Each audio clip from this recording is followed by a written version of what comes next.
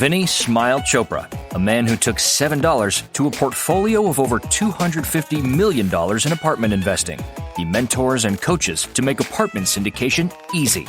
Each week, he will share his expertise, tricks, trades, and golden nuggets how to master the art of syndication to bring cash flow streams to your business, to change your life for the better.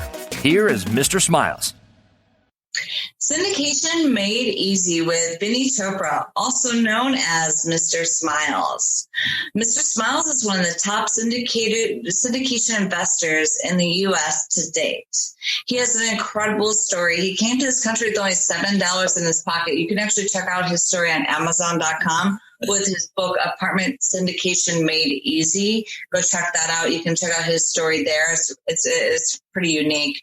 And also, you can also check him out on Facebook Live. Is that still at 10 o'clock in the morning? It sure is. 10 o'clock Friday, Alicia. Yeah. Hi, everybody. This is Chopra, and some of you have seen me, watched me on all the social media and everything like that.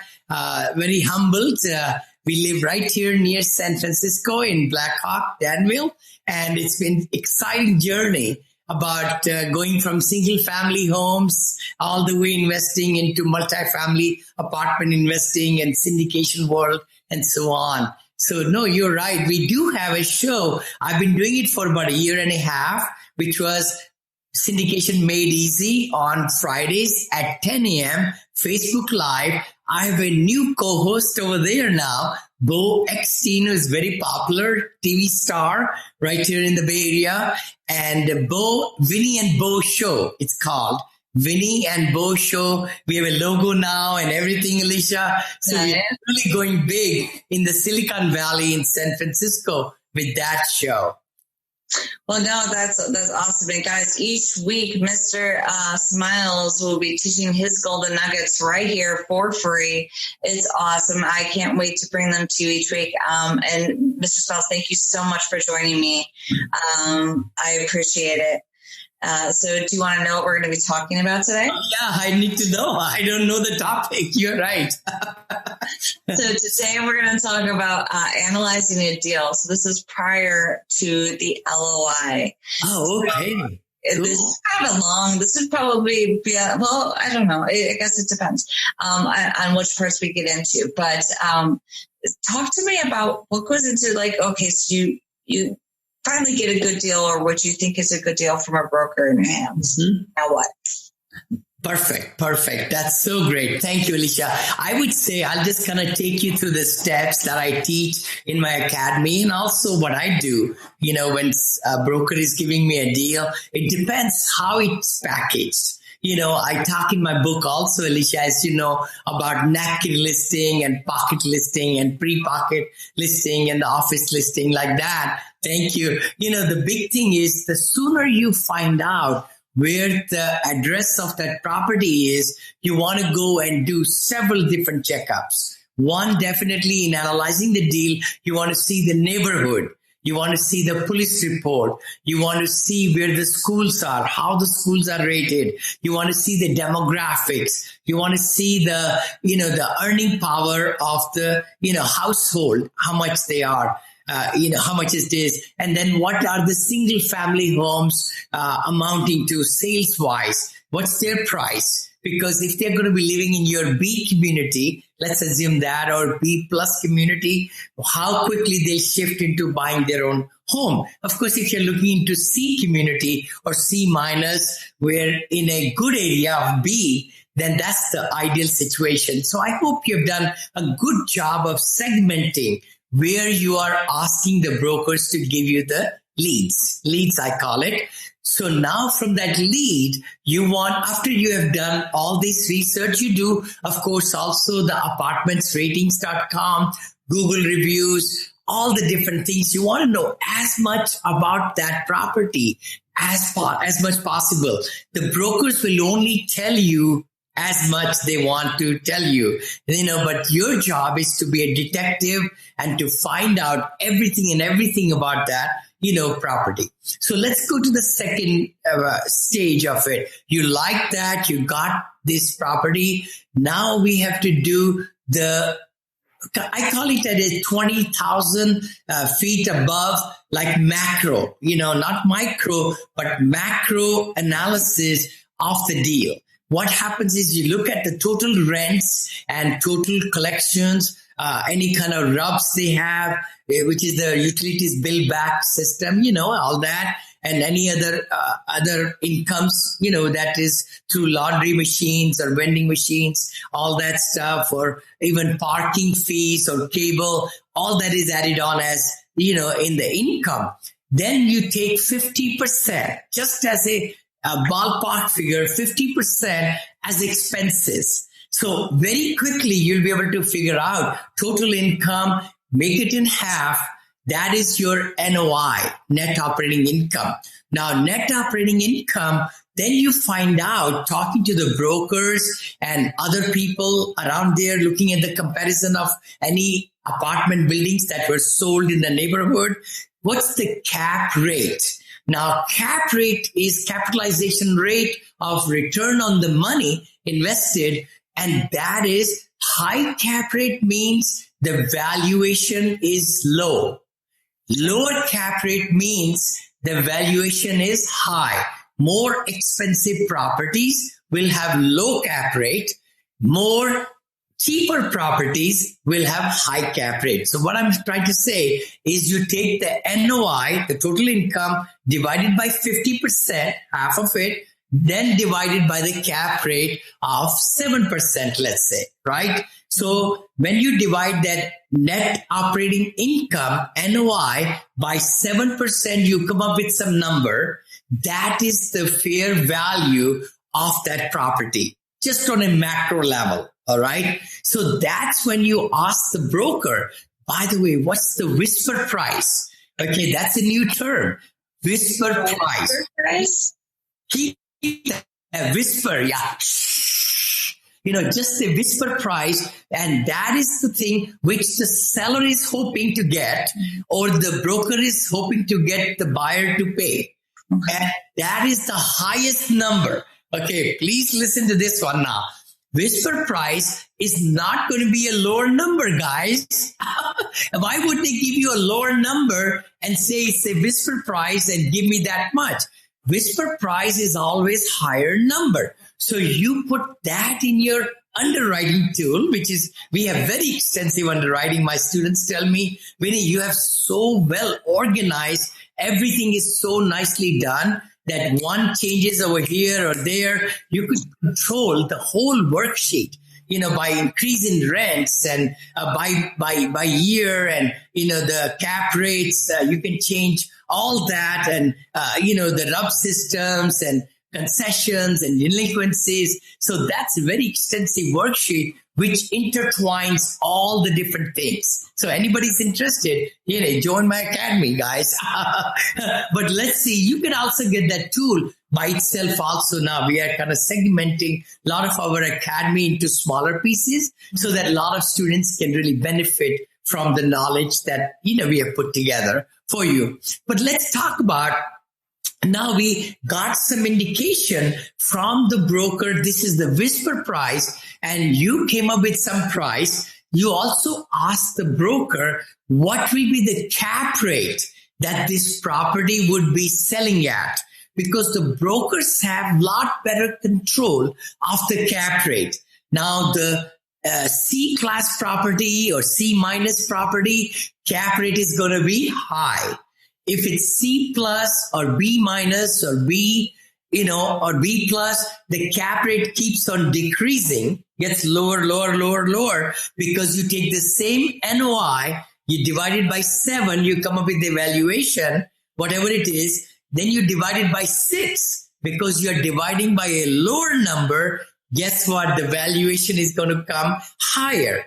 If you put it at 5 cap rate, oh my gosh, now the valuation is even higher than before. So it's all, the seller wants to sell it at a reasonable price, not too high, not too low, because they know what the buyers are, savvy buyers are going to pay for it, right? So that's how it happens. So that's the deal analyzing you do on a macro level. Now you find out from the broker, hey, if we are very close to it, whisper price or lower than whisper price, it's not $1 million, $2 million, $3 million difference in the property price, then I'll proceed further. Okay. Then I will go further into and say, what are the real incomes, and document them onto our Excel worksheet, which we have all this tool we have designed with the rent mix, we call it rental mix. What's the going rent right now? What's the square footage? All that, right? And what's it per square foot? The rent is now current rent, we call it. Mm-hmm. And then we put the market rent. That is a huge game also. You want to see what people are paying in the community right now at the apartment community. And then what is the market rent for a similar 1 bedroom, 2 bedroom, 3 bedroom, 2 bath, patio, townhouse, whatever it is. How much are the people paying outside for the similar product? Okay. So similar floor plan or a square footage like that. That gives us from this, what people are paying now, to the market, what will they be giving us more when we purchase the property. We call it loss of lease. So that's a new word, loss of lease. That means what the residents are paying right now in the community that they are living in. You are purchasing, you are planning to buy. What's the market rent? So the difference between the two per month times 12 times the number of unit is the upside. Okay. Yeah. Because if the market's here and their rent is here, big gap here, but you can't do anything with it if they're stuck into a lease. Exactly. So true, Alicia. So that's the next part. We have to put all the expiration of the leases on a calendar. Okay. So let's say if you're going to be purchasing the property in 90 days or 60 days, then you want to take the rent roll and it shows right next to the resident's name when they started the lease, when they're going to end the lease. So you have to graph out how many leases are expiring in January, February, March, April, May, June. You want to see that not too many of them are expiring in one particular month, because that it could be a lot of risky, right there. But you're right. As the leases come due, then only we can increase the rents. Yes, that's so true. Like the Bentley deal we bought, Enzo, multifamily, my good partners and us, we bought it together, $52 million deal right there in Orlando, Florida. And now we have increased the rent by 4%. So about $50, we have increased the rent, which is not bad, $40 to $50. The differential is actually $120 to $175 in that property. So we have a long way to go. But as we move more and more residents into the new leases, we'll be able to increase it. We didn't want to increase too much right away because the word is out, Yeah. And then not only that, but then what if you can't lease it and then you got empty units? Exactly. See, that's what I teach we manage all our assets. Guys, as you know, the Monil Investment Group, Monil Management Group, Ideal Investment Group, Ideal Management Group. So I have 4 companies there. And then the 5th is the educational company. And then the 6th will be now another one, oxygen company we are starting. And then we'll have another property management company we are looking at where we can even manage other people's assets. So that's going to be pretty exciting. And then, of course, we're going to have a revenue where we can teach also the property management aspect and provide on a silver platter all the, manuals and operational manuals and training and how to place ads and everything. That's something I've been thinking about for a long time. And looks like that also is going to be, built into my academy, which is just not the acquisition side, syndication side, but also management side. Nice. Well, I love it. You always have so many good ideas, and that oxygen ideas, ninja, I'm telling you. But we'll definitely have to chat about that later. But let's get back into the analyzing the deal. So what else are they looking for when they're before they're doing this, before they're giving out the LOI or the $100,000 or the whatever they have to give as a down payment for their LOI. Exactly. Once it's accepted, it's a done deal, right? Exactly. Once you are really sincere that you want that property, of course, once you find out from that macro level, if the property is making sense, by the way, then you go into the extensive underwriting at the actual numbers. Like I was just discussing about the rent roll, all gross potential rent gets shifted into underwriting, and all the, RUB system and all that we discussed today, all that income. Now you go into the underwriting specifically with the taxes, how much you're going to pay in taxes compared to what the seller is showing on their P&L, profit and loss statement. See, they are paying taxes on their basis. We should say, let's say they bought the property 4 years back. So if we are buying it for, let's say 5 million is the price we are thinking, they might have bought it for only 3 million. So their taxes are based on 3 million, but your taxes are going to be based on 5 million. Aha. So a big shift, right? Yeah, that's a big difference. Exactly. So that's why it's so important to go to the assessor's office, get the mill rate, and find out the ratio. If the assessed value is 80% of the sales price or 75% of the assessed sales price, like that, there is a ratio. I know in Atlanta, I found that ratio was 0.4. Oh my gosh, 40% of the purchase price, but the mill rates are higher. So you're going to find out that for that particular community, I would say, that takes care of the taxes. Then the big thing is also insurance. Alicia, so we need to see if this property is in flood zone or hurricane zone, all that stuff, because more money will be needed to insure the property. So and banks will require that, right? Exactly. And the lender, the bank is not going to give you the loan, guys, unless you really get all insurance taken care of from their perspective. We are only bringing 20%, 25%, or 30% down, Alicia, but the bank or the Fannie Mae, Freddie Mac, all these institutions, they want to cover their behind, so they are giving 70, 80% of the loan. So they want to make sure all proper insurances are taken. All right. Then the other thing I would like to say is the property management, marketing, fee, and then maintenance. Oh my gosh, that's a huge expense. So you want to make sure the older property will need more maintenance hours and materials and everything.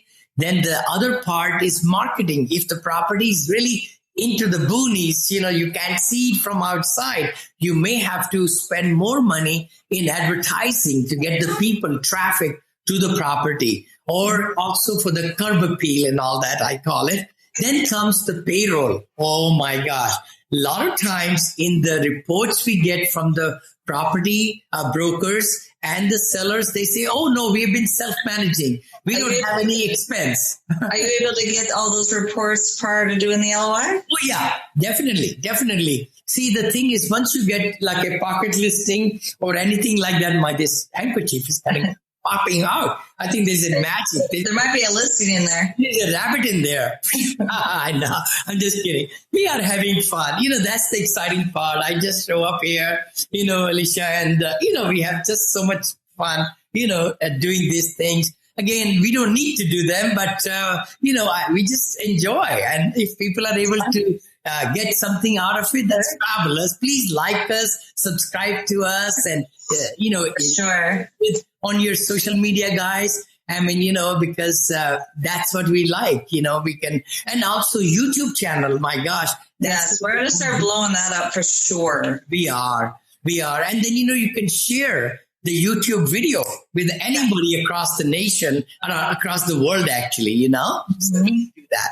But let's talk about, again, let's get back to the topic we are discussing. Is so important that all these things in the underwriting have to be taken care of before we really put the LOI. Of course, we can put the LOI with some vague terms, but it's better that once you find out that this property is something you're going after, it hits your criteria, then get deeper into it. Spend that half an hour, maximum half an hour you need in the underwriting tool that I provide, in my university. The thing is, it's so complicated, but it's so easy. That's the best part. People because it seems like it would take more than a half hour. It should not. It should not at all. And it just flows. Everything flows so nicely all the way. And I designed it, Alicia, because of necessity. I was thinking, oh my gosh, I'm like, syndicating a property every 2 months, right? Yeah. I mean, raising money, closing on deals, getting to the next one and all that. So I said, let me design something with my team. By the way, I want to give them credit. We put the ideas together and now this flows so good. It makes all these charts for the investor so easy. That's the best part. By just doing the underwriting, everything is already laid out and you just send it to CREOP, which I used to send it. Very good people. And they just put it into the information packet for you for a few $100, So that's exciting. But the thing is, you got to look at all these expenses. Payroll expense, marketing expense, administrative expense, management fee expense, and then, of course, the maintenance and repair expense, and then the tax and the insurance. So those are the big 5, 6, whatever I shared with right now. Oh, they kept hearing like cha-ching. That's money going out. But then we say, that's the NOI. Okay. Now from the NOI, we need to look at what are the terms of our loan. See? So that's where I teach also. Let's make sure we know what terms are going on right now or in the next 30 days that we will be able to get it from the loan broker, bank, institution, Fannie Mae, Freddie Mac, whoever it is. But that also add 0.25 to that percentage. I know the interest rates have been going down right now. We are in August of 2019. So, interest rates have gone down. We just got the property for 3.82%, 30-year amortized, 10-year fixed, 5-year interest only. The new quotation we got from the broker now is 3.5. Oh my gosh. It's the cheapest money ever. One can get and lock in 3.5% for 10 years. Even if the interest rate goes to 7-8% and yours is locked in at 3.5%, guess what? You will be able to sell it to another buyer in 4 or 5 years. And they'll assume the loan, it's called, right? Assume the loan. So that is a very, very lucrative thing. So that's why we say, that this is the right time, even though adjustment is coming. Nobody has a crystal ball at all, so we want to make sure. But see, so that's where the deal analysis is so important that we come up with the right cap rate, COC. I don't really go after cap rate that much, Alicia. I believe that if the cash on cash return is strong, that you can pay to the investors preferred return if you're syndicating, or if it's making sense to you and you're buying it yourself, then you're not sharing any cash flow at all, right? It's all 100% is yours. Okay. So at the end of each one of our shows, I always like to ask you for a nugget of advice because analyzing a deal, there's so many more layers to this, or there's so many layers to this, but I think we could probably have 10 podcasts about it. But, I know we're probably, hitting on the high end of this one, but tell me what is your nugget of advice for somebody who is, at the point they're analyzing a deal, they're past that 40,000 foot mark, you know what I mean? But they're looking to before the LOI stage. Where's the nuggets coming from today? Totally. I would say that, please just don't get a deal and say, let me just send an LOI. I would say go with a good planned attack of what are the 3 areas of the market you're going after, and start building, the teams over there. I say 2 or 3, one in your backyard, maybe if you have like that emerging. I say jobs. Anybody who's been following me, I hope I really crush it with the jobs. That's the best thing to go after. And jobs bring households, and households bring the occupancy of your, communities, apartment communities, and so forth. So biggest thing is to really delegate your time to find the right neighborhoods. And then you do the broker relationships and get the good deals, so that once you have already done that homework, then you'll be very excited to put some LOIs in that area, because you are looking for in this zip code, you're looking for these number of units, and then the lead comes and you do your quick underwriting. I'm a massive action kind of guy. Many of you have seen me. I push you to the hilt. You got to really say, I'm going to do it today, not tomorrow, not any day in the future, right now, today. You hunker down, you look at the deal, you put your, blinders on, and you find from the 20,000 feet macro level, hey, it makes sense. Then you go to micro level, you start texting and calling the broker. Because broker also feels that, oh my gosh, this guy is really getting to me right now and asking me some questions. When you ask questions, it's a buying atmosphere.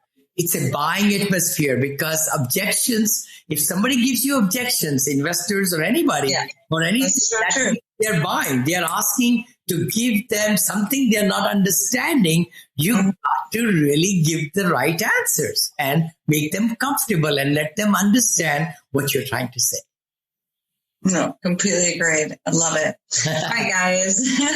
All right, guys. You just got your weekly syndication golden nugget from Mr. Smiles, Vinney Chopra. Don't forget to like, subscribe, and comment, and tune in each week and learn how to take your syndication investing business to the next level. You guys can tune in and check out Mr. Smiles on his Facebook Live at 10 o'clock. I think it's the Vinney and Bo Show. Also, you can check Mr. Smiles out on his website at VinneyChopra.com. There you can learn, you can apply to learn and to be mentored at his academy. You can partner with him, or you can invest with him. So there's lots of different options. And also, guys, don't forget to check out his book out on Amazon. Apartment Syndication Made Easy. It's a #1 international bestseller. So definitely check that out. Mr. Smiles, thank you again for coming in this weekend and sharing your time and all of your knowledge with us. Thank you, Alicia. Thank you so much. I enjoy coming to the weekly show, and I hope everybody's liking it, subscribing, and giving, sharing it with their friends and family, so that, we can make it a better world in multifamily investing. I'm also putting together a really great lesson plan as what I did when I started out 12 years back. And I think that'll be really great. A mini course, how to get started at a lower level with some duplex and fourplex and eightplex.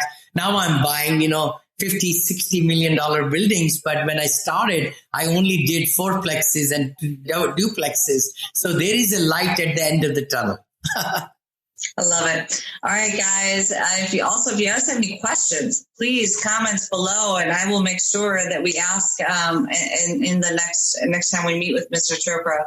So, Vinney, thank you so much for coming in this week, and we will see you next week. Have a great one, guys. Kill it. Do it. It's time. This is the time. This is the time. Have a good one. Bye-bye, Alicia. It's on. Bye-bye.